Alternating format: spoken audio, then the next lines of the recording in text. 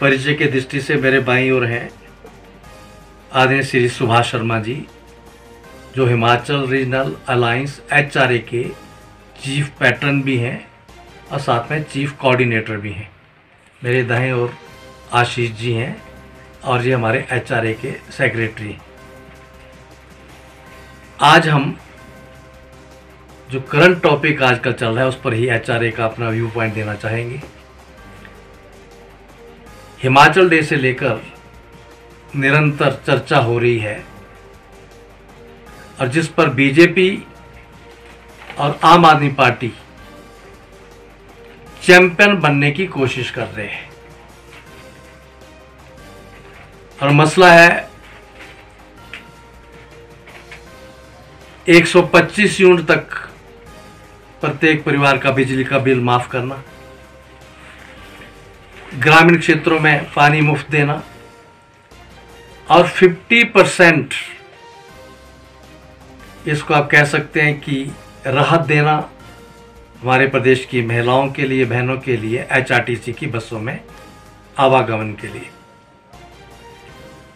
इस पर आम आदमी पार्टी न केवल हिमाचल प्रदेश से बल्कि दिल्ली से भी अपनी प्रतिक्रिया व्यक्त करते हुए कह रही है कि ये आम आदमी पार्टी से घबरा करके हिमाचल की जयराम सरकार ने ये किया है। और उन्होंने कहा कि ये गुजरात का पैटर्न फॉलो नहीं इन्होंने किया, ये केजरीवाल मॉडल अपनाया है। तो दूसरी ओर जयराम जी बयान दे रहे हैं कि हम किसी का मॉडल नहीं अपना रहे हैं। और जो लोग कह रहे हैं कि ये मुफ्तखोरी है, मुफ्तखोरी है, ये मुफ्तखोरी नहीं, ये मदद है। मैं कहना चाहूँगा कोई भी दल हो, आम आदमी पार्टी हो, चाहे भारतीय जनता पार्टी हो, चाहे कोई अन्य दल हो, अपनी मर्जी से हिंदी के शब्दों के अर्थ और उनके पर्यायवाची बदलने की कोशिश ना करें। जब बीजेपी का दिल करता है तो वो मुफ्तखोरी कह देते हैं, जब फिर खुद वही लागू करते हैं तो उसको मदद कह देते हैं। मैं आज कहना चाहता हूं निश्चित तौर पर जनता को सुख सुविधाएं मिलें, HRA इसके पक्ष में है, लेकिन आसान नहीं है। ये कौन सी सुविधा कब देनी है उससे नियत पता चलती है। मैं भारतीय जनता पार्टी के लोगों से पूछना चाहता हूं, आप सचमुच में अगर प्रदेश की बहनों को HRTC में 50% राहत देना चाहते थे किराए में, तो आपको जाते जाते आखिरी 4-5 महीने में ही क्यों याद आया? आपकी सरकार को बने हुए तो 4.5 साल हो गए। ये 4.5 साल पहले क्यों नहीं हुआ? तब आपको हमारी बहनों का दर्द मालूम नहीं था, गरीबी मालूम नहीं थी। चुनाव सिर पर आया तो अब आपको नजर आई हैं बहनें भी। ये गांव के अंदर मुफ्त पानी देना है, पहले 60 यूनिट, फिर 125 यूनिट, और मुझे पूरी उम्मीद है अगले 2 महीने में ये 300 यूनिट भी चला जाएगा। पहले जो हिमाचल के लोग हैं, क्या उनका दर्द आपको मालूम नहीं हुआ? उस समय आपको मालूम नहीं हुआ कि हमको सस्ते रेट पर देना चाहिए? मैं आज ये कहना चाहता हूं HRA का बड़ा साफ स्टैंड है। हिमाचल देवभूमि है। हालांकि हमारी आबादी पूरे देश की आबादी का लगभग आधा प्रतिशत है, लेकिन देवभूमि इसलिए है कि भगवान ने इस देवभूमि को इस भारत के टोटल जल क्षमताओं का 20% दिया है। 20%, अर्थात हमारी आबादी से 40 गुना पानी हमारे दरियाओं में है। और दरियाओं में पानी मुफ्त का मिलता है तो इस पर टैक्स जनता दे भी क्यों? मैं उल्टा सवाल पूछता हूं, आप कौन होते हैं इन पर टैक्स लगाने वाले? क्या आपकी नदियों में जो पानी आ रहा है ये आपको पैसे से आ रहा है? जिन राज्यों में पैसे से लेते होंगे वो अपना सोचें, लेकिन हिमाचल की देवभूमि में पानी भगवान ने मुफ्त दिया है, इसलिए आप इसको आज मुफ्त करने की घोषणा कर रहे हैं, तो महज ड्रामा है, एहसान कर रहे हैं। और हम कहना चाहते हैं एचआरए की सरकार प्रदेश की जनता बनाए, ग्रामीण इलाकों में नहीं, अब तो शहरी इलाकों में भी, और हिमाचल प्रदेश की देवभूमि के चप्पे चप्पे पर यहां की जनता को मुफ्त पानी दिया जाएगा और वो ऐसा जाएगा। हम तो बांटने वाले होंगे, देने वाला भगवान, और हम तो बांटने वाले होंगे जनता के सुख के लिए। इसलिए जयराम जी इस पर एहसान मत जताइए। ये बिजली है, हाइड्रो पावर प्रोजेक्ट्स हिमाचल के अंदर हैं, हम बिजली पैदा करने वाला राज्य हैं, हमारे पास सरप्लस बिजली है। डैम बनते हैं तो लोग हिमाचल के उजड़ते हैं। भाखड़ा बांध को बने हुए 60 साल हो गया, पौंग डैम को बने 50 साल हो गया। उसके बाद अनेकों डैम, चाहे आपका चमेरा प्रोजेक्ट हो, पार्थिव प्रोजेक्ट हो, अनेकों डैम हिमाचल की धरती पर बने हैं। किन्नौर में एनजेपीसी का है, एनएचपीसी है, कई बने हैं। लोग हमारे उजड़ते हैं। आज तक भाखड़ा वाले और पौंग डैम वाले बस नहीं पाए हैं, दर दर की ठोकरें खा रहे हैं। सारे देश को हम बिजली देते हैं, सारे देश को रोशन करते हैं। आप इनको 125 यूनिट 60 यूनिट मुफ्त बिजली करके एहसान जतला रहे हैं। न्याय की मांग तो यह है कि जिस राज्य में बिजली पैदा होगी, जिस राज्य में पानी मुफ्त का है, वहां की जनता का हक मिलता है कि कम से कम उनको अपना जीवन चलाने के लिए, जरूरी चीजें चलाने के लिए जितना बिजली और पानी चाहिए वो राज्य सरकार को मुफ्त में देना चाहिए। ये एहसान की बात नहीं है। हम बेचेंगे, इंडस्ट्री को बेचेंगे, इस बिजली को बेचेंगे, अन्य राज्यों को बेचेंगे, और भी कई इसके फायदे लेंगे। वहां अगर हम 3 रुपया यूनिट लेते होंगे, उनको 4 रुपया यूनिट करेंगे। यह एचआरए की फिलॉसफी है। इंडस्ट्रियलिस्ट को, अन्य राज्यों को बढ़ाएंगे, लेकिन अपनी जनता को जो उजड़ती है, जो तकलीफ में होती है, उसको प्रयोग के लिए जितना मिनिमम बिजली पानी चाहिए वो तो हम मुफ्त में देंगे। आज मैं इतना बात कहना चाहता हूं, जयराम जी आपने एहसान बड़ा मारा। मैं कैलकुलेट कर रहा था, धर्मशाला भी हमने ये बात कही थी, 125 यूनिट का मतलब 125 रुपए माफ किए हैं। पानी 40 और 45 रुपए ग्रामीण क्षेत्रों में बिल आता है। मैं 50 रखता हूं तो 125 और 50 जोड़ के 175 हो गया, और 60 लाख रुपया एडिशनल बर्डन एचआरटीसी पर आया है इस फैसले से, महिलाओं को 50% छूट देने से किराए में। तो मैं जोड़ रहा था तो प्रत्येक परिवार के हिस्से में लगभग 250 रुपया। मैं पिछले दिनों गया था कल्पा में, मुझे लोगों ने बताया चीन काफी आगे आ गया हिमाचल में। मैंने पिछले साल के दौरे के बाद भी प्रधानमंत्री, राष्ट्रपति को और रक्षा मंत्री को आगाह किया था, चीन अंदर आ गया है। आप क्या कर रहे हैं? ऐसे समय में सैनिकों का मनोबल बढ़ना चाहिए था, आपने कुछ नहीं किया उनके लिए भी।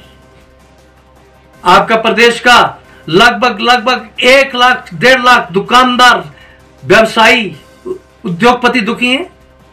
कोरोना काल में उनका सारा बिजनेस ठप कर दिया आपने, दुकानें बंद करा दी, 6 महीने काम हुआ नहीं, सर्कल टूट गया।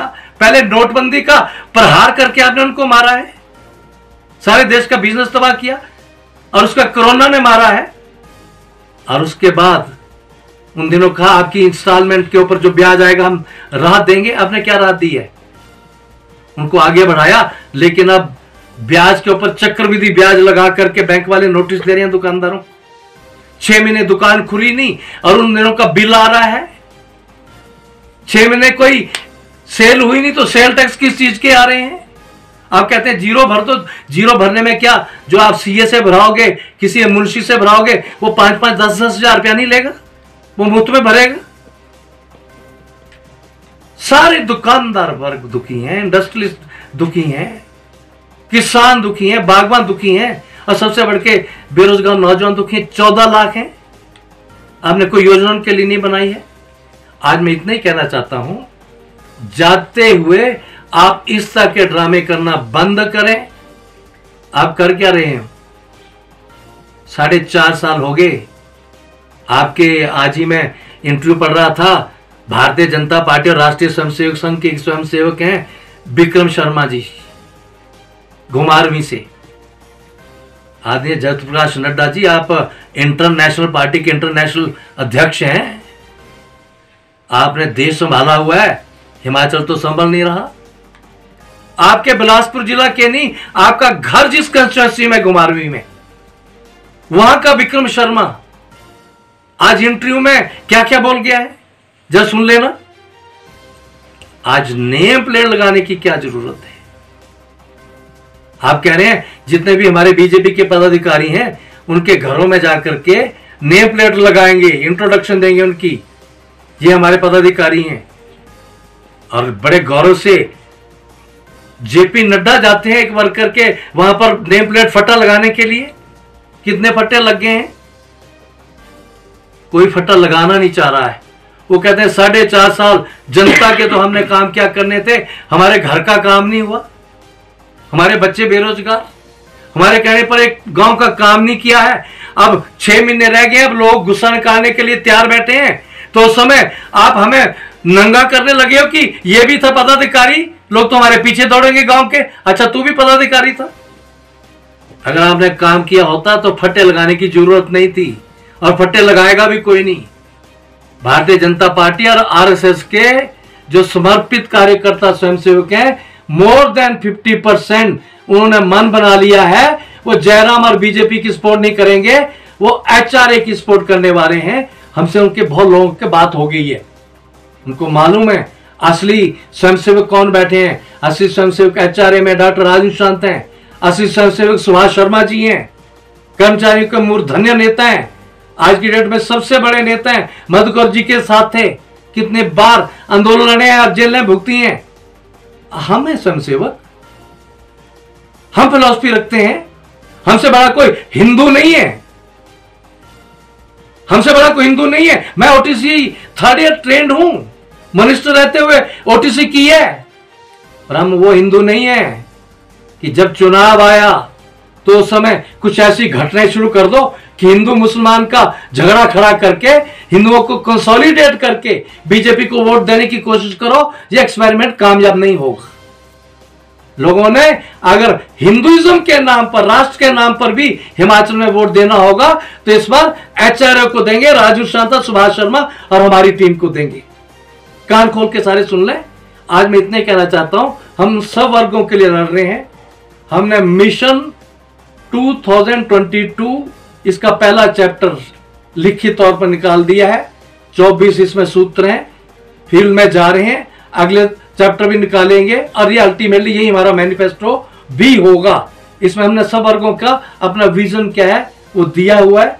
आज मैं इतना ही कहना चाहता हूं कि चंबा के अंदर जितनी समस्याएं हैं आज, चाहे स्वास्थ्य की समस्याएं हों, चाहे शिक्षा की हों, चाहे दूसरी समस्या हो, चंबा बहुत पिछड़ गया है।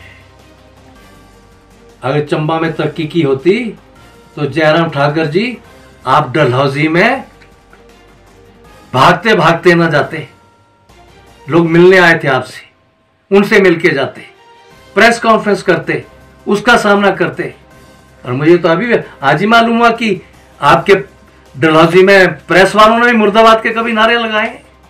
आपकी ये स्थिति आ गई है, चंबा में आप नहीं टिकते हो।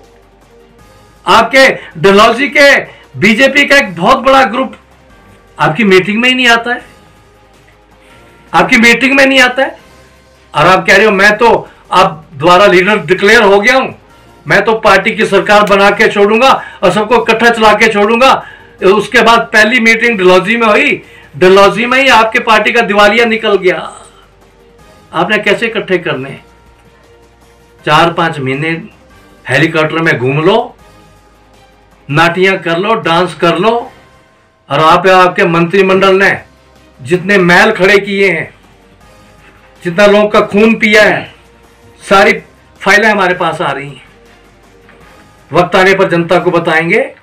आज हिमाचल में भ्रष्टाचार का पर्याय भारतीय जनता पार्टी और उसकी सरकार है। हम बताएंगे क्या विषय। अरे आपके चीफ सेक्रेटरी एक चिट्ठी प्रधानमंत्री को जो जाती है, प्रधानमंत्री अगले दिन लिख के भेजते हैं मुख्यमंत्री जी आपको कि आपका चीफ सेक्रेटरी के ऊपर जांच करो तुरंत और मुझे बताओ। 7-8 महीने से आपने फाइल दबा के रखी थी। जिस राज्य में मुख्यमंत्री भ्रष्टाचार के घेरों में आ जाए, चीफ सेक्रेटरी भ्रष्टाचार के घेरों में आ जाए, मंत्रिमंडल के अधिकांश सदस्य भ्रष्टाचार के घेरे में आ जाए और आप बड़ी बेशर्मी से कहें हमारे ऊपर एक भी केस नहीं है, एक भी केस नहीं है। बताएंगे हम क्या केस है। वक्त आ रहा है, कांग्रेस तो नहीं बताएगी, मेरा कांग्रेस पर भी इल्जाम है। हम तो पार्टी इन द मेकिंग है, हम तो प्रयास कर रहे हैं, हम तो 68 के 68 सीटों पर लड़ेंगे और सरकार बनाने का पूरा दम लगाएंगे, जनता हमारा सहयोग दे। लेकिन कांग्रेस वालों, आपके मुंह को क्या हो गया है? आप 6 महीने चुनाव को रह गए, अभी भी कह रहे हैं चार्जशीट की कमेटी बनाई है, हम जल्दी सामने लाएंगे। कब लाएंगे? जब आचार संहिता लागू हो जाएगी। मेरा आरोप कांग्रेस पर भी है, आप नहीं लगा सकते हो, क्योंकि मुहावरा है चोर चोर मसेरे भाई। आप जब बीजेपी की बात आती है तो वो भी चार्जशीट कमेटी बनाती है।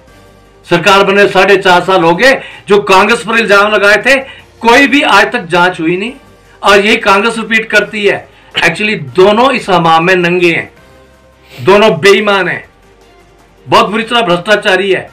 और इनको इस बार टक्कर देने के लिए हिमाचल की जनता द्वारा, हिमाचल का अपना, हिमाचल के जनता के लिए हमने क्षेत्रीय गठबंधन बना दिया है, जिसमें हिमाचल के लोग अपने एमएलए चुनेंगे, मिनिस्टर चुनेंगे, मुख्यमंत्री चुनेंगे, और उनका हाईकमान दिल्ली नहीं होगा, हिमाचल की जनता का बनाया हुआ हाईकमान भी हम यहां होंगे। हम दिल्ली की ठानेदारी नहीं यहां चलने देंगे, दिल्ली की ठानेदारी नहीं।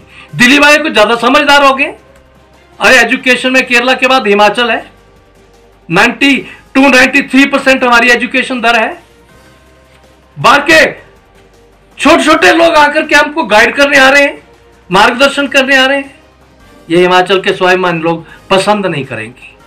इसलिए मैं कह रहा हूं, हिमाचल का, हिमाचल के लिए और हिमाचल की जनता द्वारा एक क्षेत्रीय गठबंधन बनाया है। मैं हिमाचल की जनता से अपील करता हूं, हमारे सपनों का हिमाचल, स्वाभिमानी हिमाचल, स्वावलंबी हिमाचल हम खड़ा करने जा रहे हैं। आप हमें आशीर्वाद दीजिए, एक बार तो दे दीजिए। इनको तो 13 बार मौका दे लिया, इन्होंने कुछ नहीं करना है, एक बार हमें मौका